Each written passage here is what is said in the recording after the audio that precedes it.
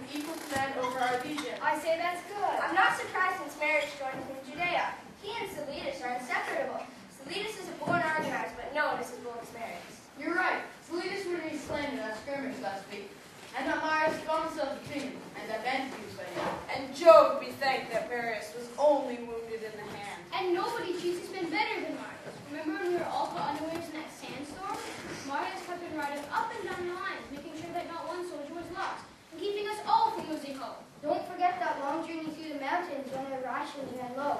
Marius wouldn't eat one more morsel or drink one drop more than any of the soldiers, and he said that... Look smart, men. Here's Salidas and Marius themselves, dismounting right by our tent. This might be an inspection. Attention! Flavius, here's your chance to make your request. That's right, Flavius. Ask him now. But suppose he says no. He won't. He is a kind one.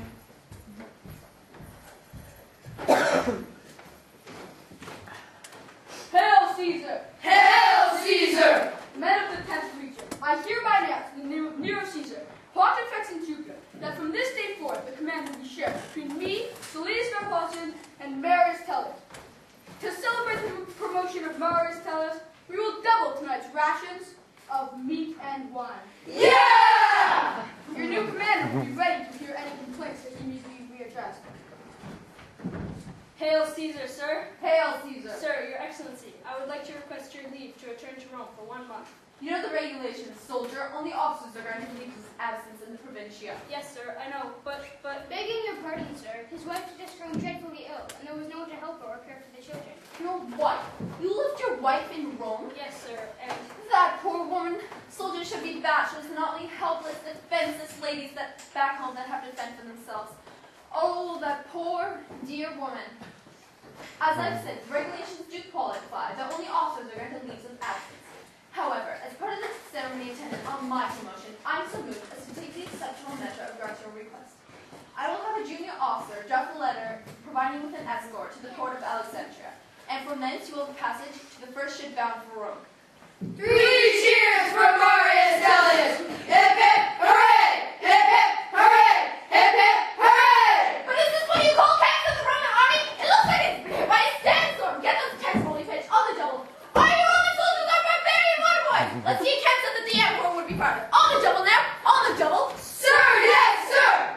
From the walls of Carthage city to the shores of Pompeii, we will conquer without pity till our foes are on their knees.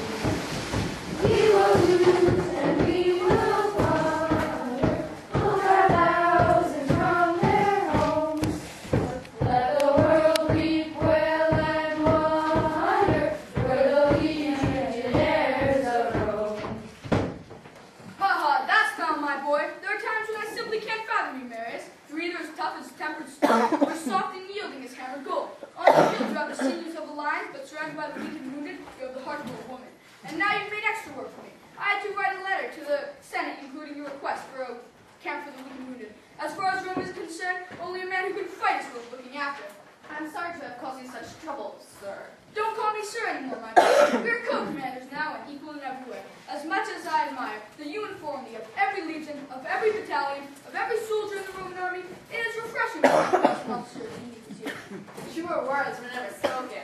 And do you know what I sometimes think? If Marius, the seniors of the family, can be so kind and gentle, even in the best of battle, then what a paragon of a womanhood his sister must be, Lucia. She makes me feel hard-hearted by comparison.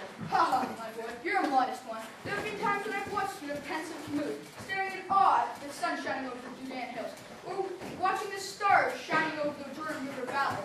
And I sometimes think to myself, a man can do worse than to marry a sister of a man like Marius. She's worthy in her own right, too. You seem certain of that. We are in constant communication. So there is hope for me? Perhaps. Only perhaps. She's always had many suitors.